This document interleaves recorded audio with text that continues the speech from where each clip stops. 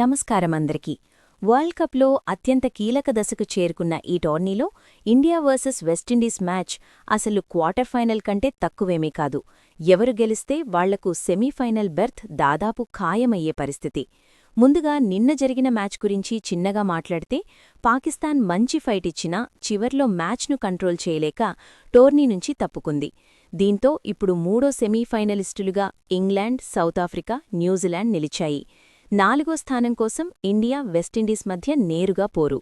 ఇప్పుడు ఈ మ్యాచ్ వేదికగా ఉన్న ఈడెన్ గార్డెన్స్ గురించి చెప్పాలంటే, ఇది చిన్న సైడ్ బౌండరీలతో ఉన్న గ్రౌండ్. ముఖ్యంగా బ్లాక్ సాయిల్ పిచ్ నంబర్ 6పై మ్యాచ్ జరుగుతుందని అంచనా. ఇక్కడ బౌన్స్ బాగుంటుంది, బాల్ బ్యాట్కి చక్కగా వస్తుంది. యావరేజ్ స్కోర్ సుమారు 180కి పైగా ఉంటుంది. కాబట్టి హై స్కోరింగ్ గేమ్ అవ్వచ్చు. టాస్ గెలిచిన టీం చాలా ఆలోచించి నిర్ణయం తీసుకోవాలి, కానీ చిన్న గ్రౌండ్ కావడంతో చాలామంది కెప్టెన్లు చేజింగ్ వైపు మొగ్గు చూపే అవకాశం ఉంది. హెడ్ టు హెడ్ చూసుకుంటే ఇండియా నేషనల్ క్రికెట్ టీంకు వెస్టిండీస్ క్రికెట్ టీంపై స్పష్టమైన ఆధిక్యముంది.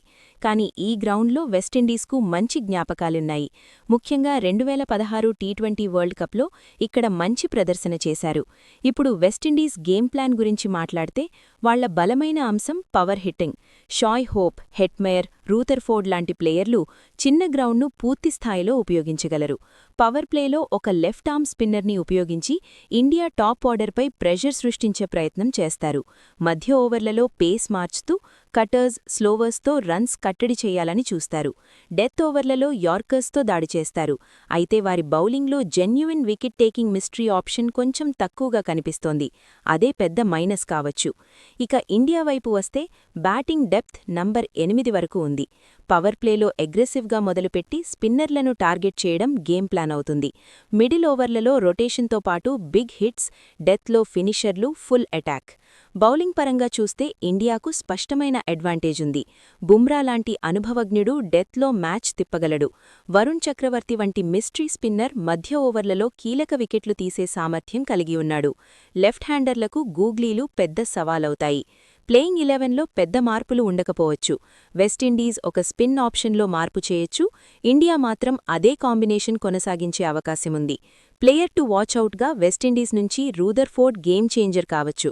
ఇండియా నుంచి వరుణ్ చక్రవర్తి లేదా బుమ్రా మ్యాచ్ మలుపు తిప్పే పాత్ర పోషించగలరు. మొత్తానికి హై ప్రెషర్ నాకౌట్ వాతావరణంలో బ్యాటింగ్ పవర్ ఫైర్ రెండు జట్లకు ఉన్నా, బౌలింగ్లో క్వాలిటీ మరియు అనుభవం కారణంగా స్వల్ప ఆధిక్యం ఇండియాకే ఉందనిపిస్తోంది. అయితే చిన్న గ్రౌండ్ కావడంతో ఒకే ఓవర్ మ్యాచ్ రిజల్ట్ మార్చగలదు. కాబట్టి ఎవరు ప్రెషర్ని బెటర్గా హ్యాండిల్ చేస్తారో వాళ్లదే విజయం. మీ అభిప్రాయమేమిటి? ఈ క్వార్టర్ ఫైనల్ లాంటి మ్యాచ్లో ఎవరు సెమీఫైనల్ టికెట్ దక్కించుకుంటారు చెప్పండి.